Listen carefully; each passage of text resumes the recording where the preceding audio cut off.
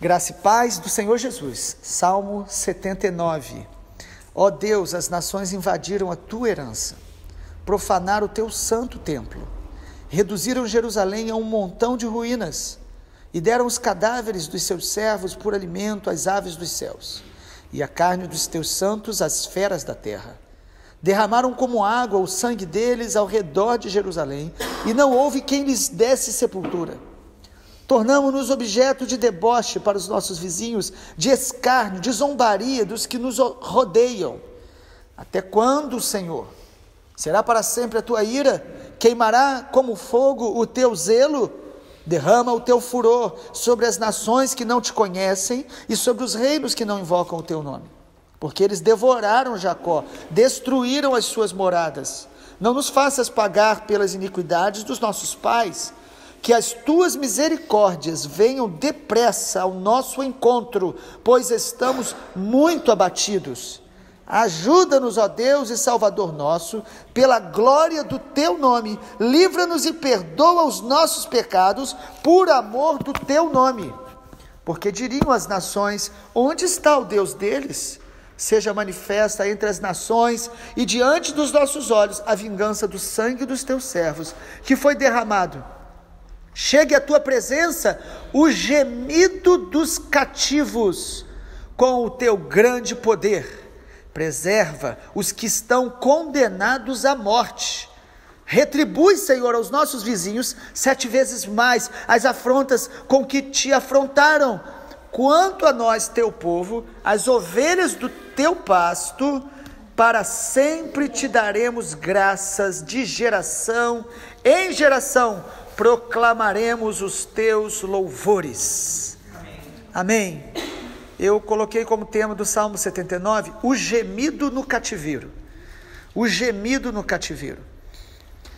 A desobediência de Israel, mesmo sendo eles um povo de Deus, trouxe enfraquecimento inicial e derrota de maneira trágica diante dos seus inimigos. Isso ocorreu um pouco depois do reino de Davi. Davi foi o grande rei que Deus levantou e estabeleceu a nação como nenhum outro. Expandiu o território, conquistou a promessa que Deus já tinha dado para o seu povo, mas após Davi, os seus descendentes foram enfraquecendo o reino por desobediência, por pecarem contra Deus. O pecado gera enfraquecimento, o pecado gera entre nós desunião. O pecado abre portas para que o inimigo nos atinja, e certamente por permissão de Deus, porque Deus está no controle de todas as coisas. A desobediência de Israel foi levando eles a uma derrota progressiva até que veio o cativeiro da Babilônia. Um dos momentos trágicos da história de Israel. A cidade de Jerusalém, tão bonita, o templo lindo que Salomão havia construído, de repente eles são invadidos pelo Império Babilônico, que destrói, queima tudo, mata e joga a céu aberto. Aquela nação, a nação de Deus, sofrendo horrores. E o que é interessante no Salmo 79, essa descrição desse povo diante destas derrotas e desse cativeiro, é que o Salmo diz que Deus ouve a súplica de quem está no cativeiro. Deus ouve o gemido de alguém que está diante de dores, aflições ou até consequência de erros e de pecados. É o que está aí, onde nós lemos versículo 11. Chegue à tua presença o gemido dos prisioneiros ou dos cativos. Há momentos na nossa vida que nós não conseguimos nem orar com aquela força que gostaríamos, com aquela intensidade que gostaríamos.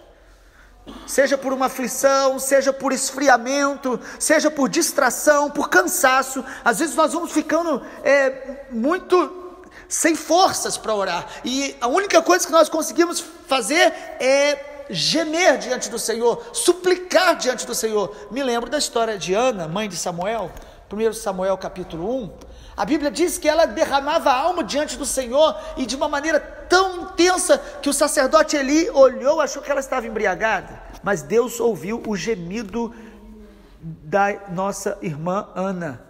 Deus ouve o nosso gemido quando a gente não consegue orar como deveríamos, com a força que gostaríamos. Deus ouve a súplica de um coração que, mesmo diante de aflição, dor, desânimo, mesmo diante de um quadro de depressão, de um quadro de transtornos, às vezes, que nós temos na alma, quando nós juntamos a força que ainda resta e pela fé começamos a gemer diante do altar do Senhor, Deus ouve o gemido do cativo. Mesmo que a gente não consiga orar por dúvida, por fraqueza, por desânimo, às vezes porque nós estamos desesperançados ou desapontados com pessoas, com a igreja, e às vezes até mesmo estamos um pouco entristecidos com Deus. Se nós decidimos derramar no altar o nosso gemido, Deus ouve o gemido no cativeiro. Deus ouve o gemido. Por que Deus ouve? A pergunta que o Salmo nos responde é essa: por que Deus ouve o gemido do cativo? Primeiro, porque Deus é misericordioso.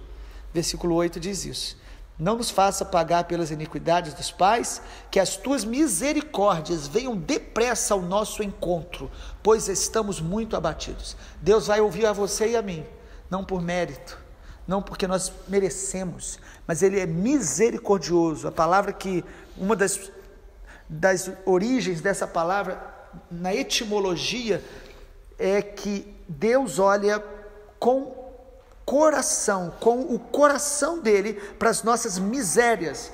Então, misericórdia é um Deus amoroso que olha para mim e para você, gemendo em nossas aflições, seja por desobediência ou seja pelas batalhas da vida, mas Deus nos ouve porque Ele é amoroso. Vale a pena gemer diante do Senhor, porque as misericórdias dele se renovam a cada manhã. Ele ouve. Em segundo lugar, Deus ouve o nosso gemido porque Ele ama a sua própria glória, o seu próprio nome. Deus quer nos transformar, nos renovar. Deus quer nos tirar de todo o cativeiro por amor à glória dele, por amor ao nome dele. Sinto muito te dizer, mas nós não somos o centro da história. Você não é o centro da história. Só há um que é digno de toda honra, toda glória e todo louvor. E tudo que Ele faz para que o nome dele seja glorificado. Ele não divide a glória dele com ninguém. Por quê? Porque só Ele é digno. Porque só Ele é Deus. Porque só Ele é santo. E o versículo 9 diz isso, e a Bíblia toda diz isso. Olha aí: ajuda-nos, Senhor, pela glória do Teu nome. Livra-nos, perdoa-nos dos nossos pecados, por amor do Teu nome. Deus quer te santificar, Deus quer me santificar, para que o nome dele seja glorificado. Não é para que eu me torne conhecido, famoso, ou nem para que eu fique mais feliz. Deus quer que a minha vida manifeste a glória dele, o louvor dele. É por causa dele, por ele, dele, para ele são todas as coisas. A oração que Jesus nos ensinou a fazer: Pai nosso que estás nos céus, santificado seja o teu nome. Nós precisamos orar, seja qual for o propósito da oração, sempre pensando que o nome do Senhor seja glorificado. Por isso, quando Deus não responde como nós gostaríamos, deveremos dar glória a Ele. Deveremos orar pela salvação das nossas famílias, não para que a nossa família se torne mais bonita, interessante, ou reconhecida, ou até tenha na igreja algum tipo de projeção, mas nós deveremos orar para que o Senhor Jesus seja glorificado. E quem sabe Deus vai ser glorificado não deixando que a gente apareça, mas que o nome dele seja exaltado através da nossa vida. Os discípulos disputaram certa vez quem era o maior, e Jesus falou: olha, isso é coisa dessa terra, no reino dos céus o menor é o maior. Como a gente entende isso aqui? Não entende, só no Espírito. Só pelo Espírito Santo nós vamos entender que a nossa vida só tem sentido quando Jesus está sendo glorificado através dela.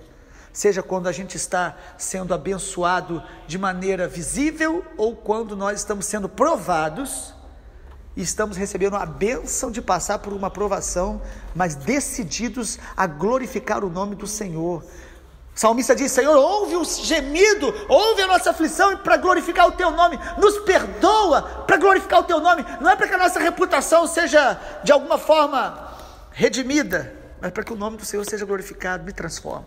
Amados, quando nós começamos a orar, para que o nome do Senhor seja glorificado na nossa vida, muita coisa muda drasticamente. Senhor, glorifica o teu nome na minha vida. Se for necessário, me humilha para isso, me quebranta para isso, me molda para isso. Porque às vezes a motivação da nossa oração, a oração é certa, mas a motivação somos nós mesmos. E todos nós teremos uma batalha contra isso, bem dentro da gente.